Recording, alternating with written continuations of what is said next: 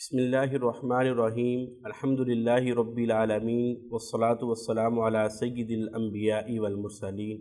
میں ہوں آپ کا میزبان عبدالحنان زاہد اور آپ دیکھ رہے ہیں الاحسان ٹی وی کے پلیٹ فارم سے ہم کسی خاص موضوع پر گفتگو کرتے ہیں کہ جس کی معاشرے کے اندر ضرورت اور اہمیت ہوتی ہے، تاکہ وہ باتیں ہمارے لیے ہماری عملی زندگی کے لیے رہنمائی بن سکے، جس میں ہم کسی خاص موضوع پر گفتگو اور بات کرتے ہیں۔ اور آج ہم جس موضوع پر بات کریں گے اس کا عنوان ہے ادب، کہ ادب کی کیا اہمیت ہے، اس کی کیا ضرورت ہے۔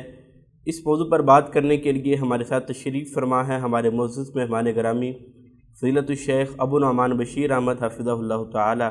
ہم ان سے درخواست کرتے ہیں کہ شیخ محترم ادب کے بارے میں ہماری رہنمائی فرمائیں۔ نحمدہ ونصلی علی رسول الکریم، اما بعد۔ ادب کا مطلب ہوتا ہے کسی کام کو بڑے سلیقے طریقے اور احسن انداز سے سر انجام دینا۔ ادب کی ضرورت دین کا کام ہے، دنیا کا کام ہے، ہر جگہ ہی اس کی اہمیت بہت زیادہ ہے۔ عربوں کا محاورہ ہے کہ لا میراث کالادب، ادب جیسی وراثت نہیں ہے۔ جی اپنے اباء و اجداد سے جو بہترین کوئی آدمی وراثت پائے گا وہ ادب کی ہے۔ جی اور اسی طرح ایک اور بھی محاورہ ہے کہ الادب جنۃ، ادب ڈھال ہے۔ یہ ایک بہت ہی پیارا ایک عربی محاورہ ہے اور حقیقت پر مبنی ہے کہ ادب جو یہ ڈھال ہے، انسان کے اندر بہت سارے عیب ہوں، نقص ہوں، کمیاں کوتاہیاں ہوں، ادب ان پر پردہ ڈال دیتا ہے۔ بالکل، آپ دیکھ لیں کوئی کسی کا کتنا بھی غلط کام کر لے، غلطی کر لے، جرم کر لے، لیکن ادب بجا لائے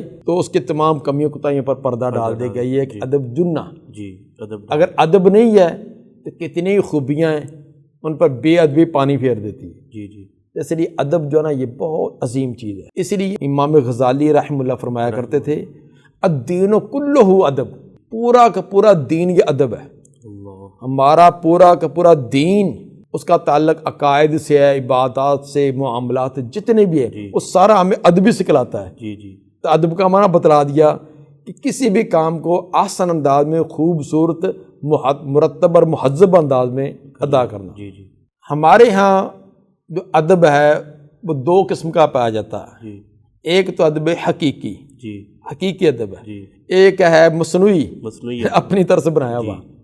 حقیقی ادب تو یہ ہے کہ جس ذات کا، جس ہستی کا آپ ادب کرنا چاہتے ہیں، دل کے اندر انتہا درجے کی اس کی عقیدت، محبت اس کے ساتھ ہو، اس کی تعلیمات پر عمل کیا جائے، جن کاموں کو پسند جیسے کرتے تھے اسی طرح کیا جائے، جن کو پسند کرتے تھے یا خود انہوں نے اپنا کر دکھلایا ان کو اپنایا جائے، یہ ادب۔ اور مصنوعی ادب جو ہمارے ہاں پایا جاتا ہے کہ زبان سے دعویٰ، ہمیں فلاں کی بڑی عقیدت ہے، بڑی محبت ہے، بڑا ادب ہے، لیکن عملی زندگی یکسر اس سے مختلف، نہ ان کی تعلیمات کا کوئی لحاظ، نہ ان کے اقوال کا، نہ افعال کا، بلکہ اس کے مقابلے میں غیر مسلموں کے اقوال و افعال کو ترجیح دینا، یہ ہمارے ایک مصنوعی قسم کا ادب۔ تو ادب ویسے تو آپ نے بھی سنا ہے، ہم بھی سنتے ہیں کہ ادب انبیاء کا ادب، نبی کا ادب، صحابہ کا ادب، اہل بیت کا ادب، ائمہ کا ادب، اولیاء کا ادب، اپنے بڑوں کا ادب، بڑوں کا ادب۔ لیکن کبھی آپ نے یہ بھی سنا اللہ کا ادب؟ نہیں، یہ نہیں۔ حالانکہ سب سے بڑی ذات خالق وہ ہے، مخلوق کا ہم ادب کرتے ہیں، خالق کا کبھی نہ اس پر کبھی کوئی درس سنا ہے، نہ ہم نے کبھی یہ کہ موضوع زیر بحث آیا ہے۔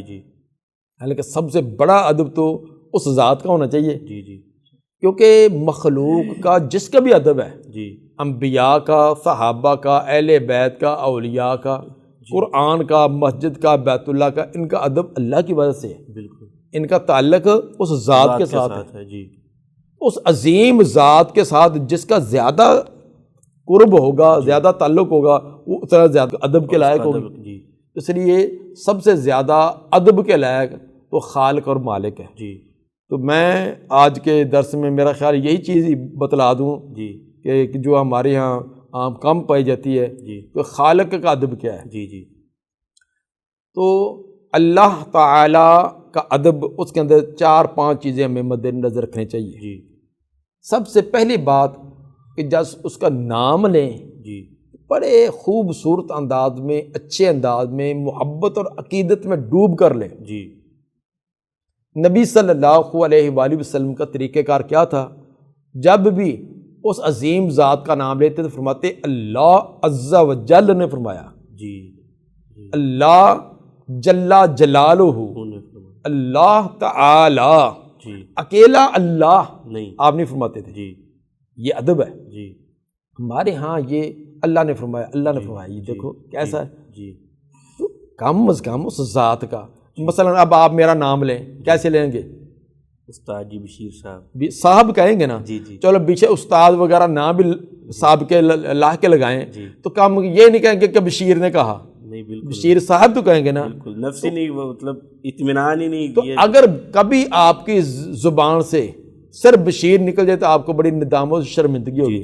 تو میرا نام کے لینے میں تو صاحب آپ پابندی سے لگیں، جی جی جب اس ذات کا نام لیں تو صرف اللہ نے، جی جی جی تو پھر اللہ، اس ذات کا نام لیتے وقت ہمارا انداز بھی بڑا عجیب ہوتا ہے۔ جی جی جیسے کہ عامی کسی شخصیت کا نام تو اللہ نے فرمایا، اللہ نے فرمایا، جی یہ اللہ کے بندو عظیم ذات، کل کائنات کا خالق اور مالک، جی اس کا نام لیتے ہوئے تمام کے تمام آپ کے ایک ایک عضو کے اندر جنبش آنی چاہیے، رونگٹے کھڑے ہو رونگٹے کھڑے ہوں کہ ایسی عظیم ذات، جی اس کی پوری ہیبت، طاقت اور قوت کا ایک روب ہماری ذات کے اوپر چھا جانا چاہیے۔ ایک تو ادائیگی خوبصورت انداز میں کریں، جی جی ٹیڑھا میڑھا جلدی کے ساتھ نہیں، جی باقی آگے پیچھے اپنے نام بڑے اچھے کرتے رہیں گے، جب اس ذات کا نام ہے اللہ نے فرمایا، جی یہ انداز نہیں ہے۔ جی جی اس لیے ٹھہر کر جی وقفے کے ساتھ جی پور کر کے اللہ عز و جل، جی اللہ تعالی، جی یہ ہماری ادائیگی میں بھی بڑا فرق ہے۔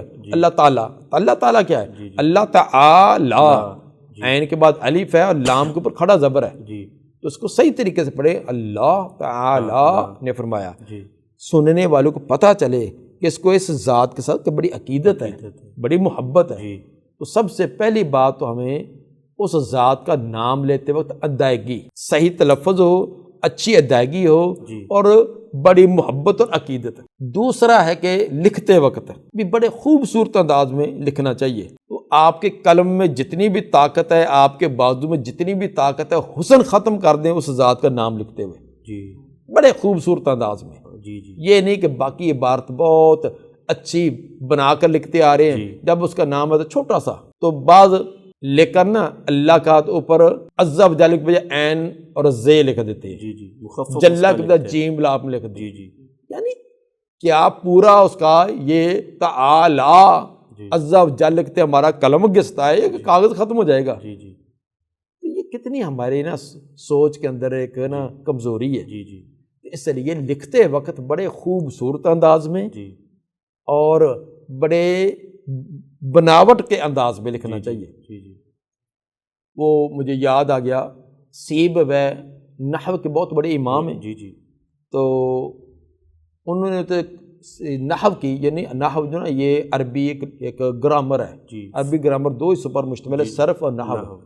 تو نحو پر انہوں نے کافی کتابیں لکھی ہیں اور یہ نحو کے امام سمجھے جاتے ہیں۔ ان کے فوت ہونے کے بعد وہ اپنے ایک ساتھی کو خواب میں ملے، انہوں نے پوچھا کہ امام صاحب اللہ تعالیٰ نے آپ کے ساتھ کیا معاملہ کیا؟ جی انہوں نے کہا کہ ایک چیز میرے کام ہوئی، اس کی وجہ سے میری اللہ نے نجات فرما دی۔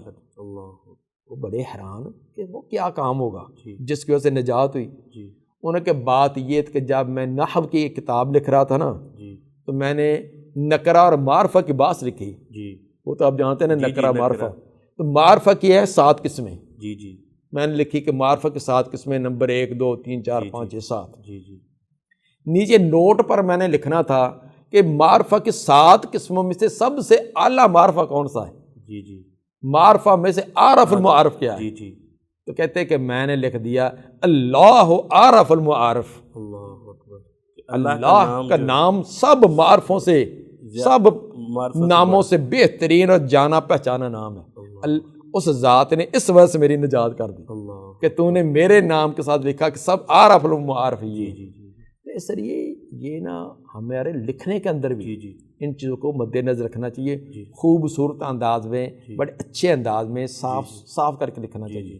بعض جگہ میں نے دیکھا ہے کہ اللہ تعالیٰ کا نام چڑیا کی شکل میں، کبوتر کی شکل میں، درخت کی شکل میں، یہ کیا طریقہ ہمارا؟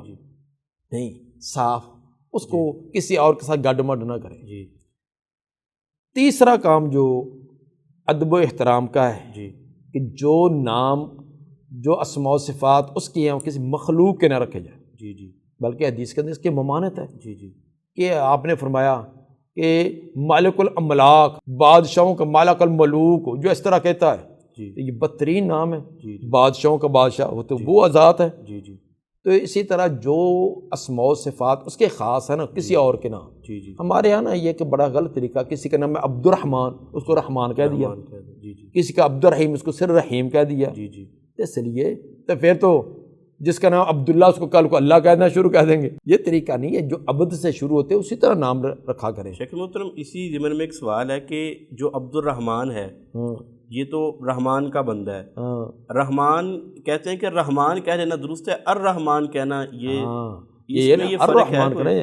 عبد الرحمن جب کہیں گے نا اس وقت الف لام تو پڑھا گیا، پڑھا گیا، کیونکہ جو اللہ تعالیٰ کا جو صفت ہے وہ الرحمن ہے، بسم اللہ الرحمن الرحیم، الف لام کے ساتھ ہے۔ تو الف لام کے ساتھ مانا ہوگا وہ خاص ذات جو کہ بہت زیادہ رحم کرنے والی ہے۔ تو اس لیے بہرحال جو ہمارے نام ہوتے ہیں نا وہ الف لام کے ساتھ ہی ہوتے ہیں، تو ہمیں عبد کے ساتھ پکارنا چاہیے، نہ کہ عبد کو ختم کر کے آگے والا۔ اور چوتھا ادب یہ بھی ہے، جب اس ذات کے سامنے کھڑے ہوں عبادت کے لیے، ریاضت کے لیے، ہماتن گوش ہو کر بڑی توجہ سے ایک عظیم ذات کے سامنے، ایک مجرم، سیاہ کار، پاپی، ایک عظیم ذات کے سامنے کھڑا ہو رہا ہے اپنے گناہوں کے انبار لے کر، تو کیا کیفیت ہونی چاہیے؟ ایک مجرم جس کے اوپر 5-7 کیس ہوں، عدالت میں پیش ہو، آگے پیچھے کتنا بھی وہ خنکار ہو، کتنا بھی چودھری ہو، تو اس کا بھی منہ ڈھیلا ہوتا ہے، ٹانگیں اس کی بھی کانپ رہی ہوتی ہے۔ تو جب اللہ تعالیٰ کی ذات کے سامنے پیش ہونا ہے، نہ اس کے دربار میں پتہ کہ پہلے پاؤں کون سا رکھنا ہے، دعا کون سی پڑھنی ہے، کپڑوں کی کیفیت کیا، وہ موبائل اندر چل رہا ہے۔ تو کئی بار میں نے عدالت میں دیکھا وہ وکیل 3 مرتبہ پوچھے گا موبائل بند کیا ہے، اندر کورٹ میں جانا موبائل بند کیا، تو جب اس کی ذات کی عدالت میں آنا ہے تو پتہ ہی نہیں، اندر ہی موبائل چل رہے ہوتے ہیں۔ کھڑے ہونا ہے تو یہ بڑی عجیب ہے، نماز میں کھڑے، ادھر خارش ہے، ادھر خارش ہے، ادھر ہاتھ جا رہا ہے، ادھر کبھی ایک ٹانگ پر وزن ڈالا، کبھی دوسری، یہ کیا ہے؟ یہ بے ادبی ہے۔ اس ذات کے سامنے کھڑا نہ تو بڑے ادب و احترام کے ساتھ۔ اور آخری جو سب سے بڑا ادب ہے، اس کے اختیار، اس کے صفات، اختیارات، معاملات، کسی میں اس کو شریک نہ کیا جائے۔ سب سے بڑا ادب یہ ہے کہ اس کی ذات میں، اس کی صفات میں، اس کے اختیارات میں، معاملات میں کسی کو بھی شریک نہ کیا جائے۔ اور کائنات کی سب سے بڑی بے ادبی یہ ہے اس کے اختیارات اس کی مخلوق کو دینا، خالق کے مخلوق کو اختیارات میں شریک کر دینا، یہ سب سے بڑی اللہ کی بے ادبی ہے۔ اس لیے سب سے بڑا ادب اس عظیم ذات کا ہو، اس کی ذات، اس کے اختیارات، اس کے معاملات میں کسی ایک کو بھی شریک نہ کرنا۔ تو یہ چند چیزیں اگر ہم ملحوظ رکھیں گے تو ایک ادب جو آخری بات میں اگر ٹائم ہو تو ایک اور آپ کے سامنے پیش کروں کہ اس کی تعلیمات جو اس نے ہمیں بھیجی ہے، سب بڑا ادب یہ کہ اس پر عمل کرنا، زبانی کہتے نہیں ہے، اپنے عقیدے کو، اپنی عبادات کو، معاملات کو، اس کی دی تعلیمات، یقیناً جتنا اللہ تعالیٰ کی ذات اپنے بندوں پر مہربان ہے، کائنات میں اتنا کوئی نہیں ہو سکتا، ہزاروں ماؤں کے اکٹھا کیا جائے تب بھی نہیں۔ تو اس کے اندر ہے کہ جو اللہ تعالیٰ سب سے زیادہ اپنے بندوں کے پر بے مان و شفیق ہے، تو جو اس نے تعلیمات بھیجی ہے کہ زندگی ایسے ایسے گزارو، اس سے بہتر کوئی اور طریقہ نہیں ہو سکتا، اور کامیابی اسی میں ہے۔ تو اس لیے بڑا ادب یہ ہے کہ اس کی تعلیمات، اس کے احکام پر عمل کیا جائے۔ یہ 4-5 چیزیں مد نظر کی جائے تو کافی حد تک یہ ایک ادب کی ہے۔ ہم پورا تو نہیں ابھی، اس میں بھی اور بھی بہت ساری چیزیں ہیں، لیکن ان موٹی موٹی چیزوں کو ہم دیکھیں تو یقیناً کافی حد تک ہم ایک ادب کے دائرے میں آ سکتے ہیں۔ اس کے بعد ہم انبیاء کا ادب ہے، صحابہ کا ہے، اولیاء کا ہے، یہ بھی انشاءاللہ آئندہ کریں گے۔ جزاکم اللہ خیر۔ شیخ محترم نے بڑی ہی خوبصورت رہنمائی فرمائی ہے کہ باری تعالیٰ کی ذات کا ادب کیسے ہے۔ سب سے پہلی چیز کہ اللہ تعالیٰ کا نام لینے میں ادب ملحوظ خاطر رکھنا چاہیے۔ دوسری چیز کہ اللہ تعالیٰ کا نام لکھنے کے اندر ادب کو ملحوظ خاطر رکھنا چاہیے۔ اور تیسری چیز یہ ہے کہ اللہ تعالیٰ کے اسماء و صفات جو صرف اللہ کے لیے استعمال کیے گئے ہیں ان کو اللہ کے علاوہ کسی اور کے لیے استعمال نہ کیا جائے۔ اور چوتھی چیز کہ جو بھی کام کیا جائے اللہ تعالیٰ کی بارگاہ کے اندر عبادت کی جائے تو ادب کے ساتھ کھڑا ہوا جائے، ادب کے ساتھ اس کو سر انجام دیا جائے۔ اور آخری چیز جو اللہ تعالیٰ کی تعلیمات ہیں، احکامات ہیں، ان پر عمل کیا جائے۔ تو یہ چند بنیادی چیزیں تھیں جو ہمارے اس آج کے موضوع کا زیر بحث تھیں۔ اللہ تعالیٰ آپ لوگوں کو جزائے خیر عطا فرمائے۔ سبحانک اللہم و بحمدک، اشہد ان لا الہ الا انت، استغفرک و اتوب الیک۔ السلام علیکم ورحمۃ اللہ وبرکاتہ۔